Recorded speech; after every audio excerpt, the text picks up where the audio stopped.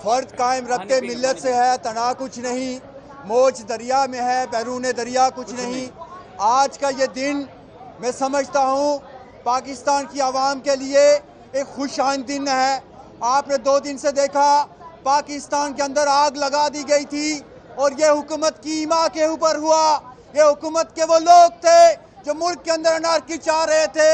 Civil कपड़ों के अंदर मुल्क के अंदर एक आग लगा दी गई। पाकिस्तान तहरीक इंसाफ का इससे कोई तल्लुक नहीं था। हमारी पॉलिसी स्टेटमेंट असद उमर साहब ने दे दी थी। ये शर्मसार असर पीटीआई के झंडे उठा के हमारी तंजीम को बैन करने की एक साजिश थी। आज हमारे लोगों ने उसको बेनकाब किया। आज भी मैं समझता हूँ मुराद सईद का बयान उसको लार्जर इंटरेस्ट में देखा जाए मुल्क के, वो बुनियादी सेंसिटिविटी जो है उसको उजागर कर रहे हैं। खान साहब कभी भी मुल्क के अंदर अनारकी के ख्वाह नहीं थे। हम अपोजिशन की पार्टी है, सबसे बड़ी पार्टी है।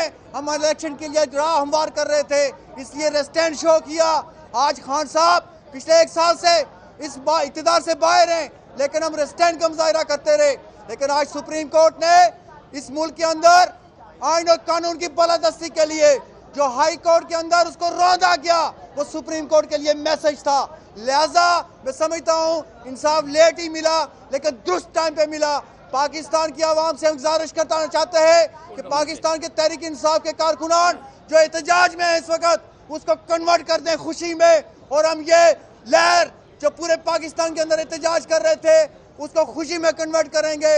और खान साहब इंशाल्लाह ट्रायल भी फेस करेंगे, अदालतों को भी फेस करेंगे और इनके झूठे मुकदमात का सामना भी करेंगे।